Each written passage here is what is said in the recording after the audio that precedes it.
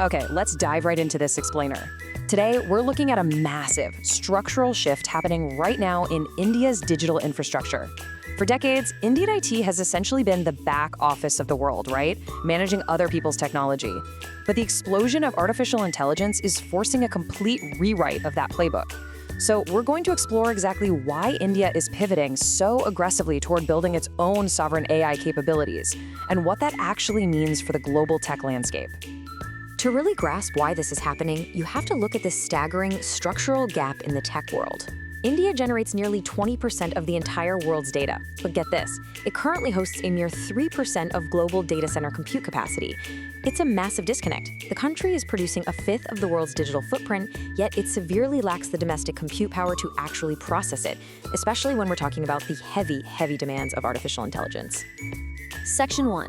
The paradigm shift. So, to address this massive disparity, the Indian IT sector is undergoing a profound transformation. And the crucial point here is that for 40 years, the winning formula was asset-light outsourcing. Indian firms managed software and systems running on servers sitting in places like America or Europe. But AI infrastructure is fundamentally different. It's incredibly asset-heavy. The old model of just managing other people's hardware is rapidly being replaced by the highly capital-intensive necessity of actually owning the physical compute layer yourself. And you can see this strategic divergence playing out in real time. While competitors like Infosys have publicly held off on jumping into the AI infrastructure business, preferring to kind of stick to traditional service models, companies like HCLTech have realized the market is changing fast. Clients don't just want a managed service anymore. They want the raw compute, the AI models, and the enterprise applications seamlessly wrapped up together. By owning the full stack, the whole shebang, these companies aim to capture significantly higher margins. Section 2. The $1.48 billion bet.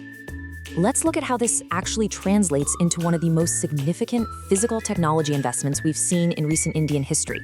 Welcome to the future of India's heavy-duty compute capacity. HCLTech is physically laying the groundwork for this new asset-heavy era.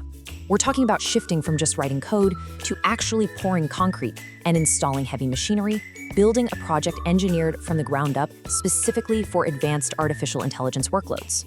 And the price tag absolutely reflects that massive ambition. $1.48 billion. That's roughly 14,257 crore rupees. This massive capital outlay is completely dedicated to building HCLTech's first AI data center, which is designed to eventually scale up to a colossal 50 megawatts of pure AI compute power. Now, you might assume they're building this in traditional tech hubs like Mumbai or Bangalore, right? Actually, no. This project is anchored in the upcoming Odisha Sovereign AI Park in Bhubaneswar. And alongside the data center, they're setting up a 5,000-seat global technology center slated to open by 2028. Backed by some very strong state government incentives, they are actively transforming a Tier 2 city into a pivotal global innovation hub. Section 3. Building for AI workloads. Because we really have to understand something vital here. Throwing $1.5 billion at a building doesn't just magically make it an AI data center. Standard cloud computing and AI workloads are completely different beasts.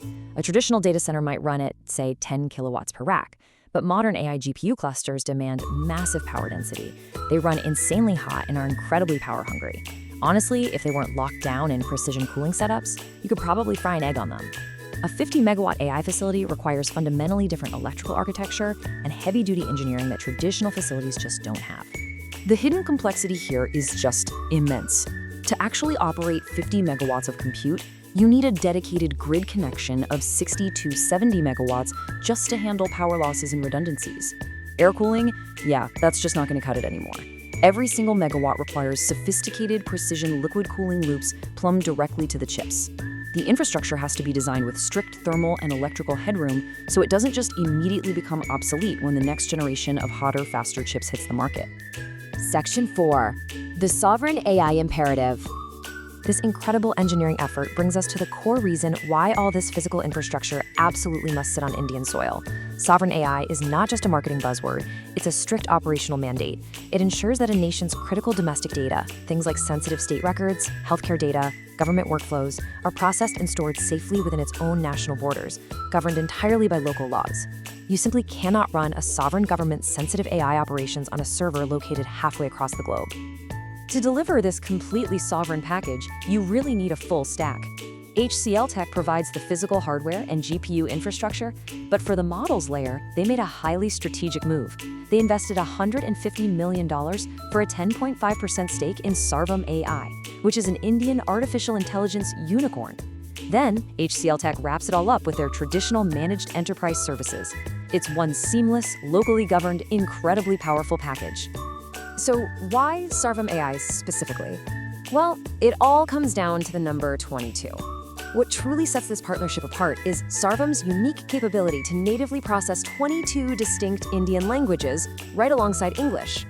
This localized capability is the ultimate selling point for sovereign AI.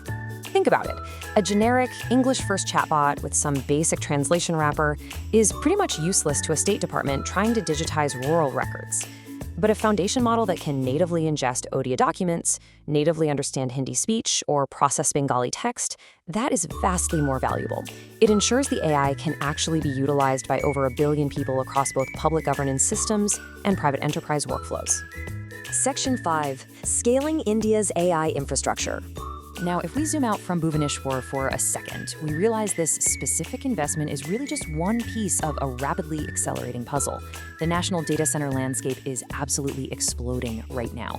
Operators are securing massive land banks across the country, and we're seeing incredible growth not just in traditional Tier 1 hubs like Mumbai and Chennai, but also in emerging edge cities, ensuring low-latency compute is distributed across the entire subcontinent. And the numbers absolutely back up this physical expansion. In 2025 alone, the national capacity saw a massive 103% year-over-year growth in additions, bringing the operational stock to 1,520 megawatts.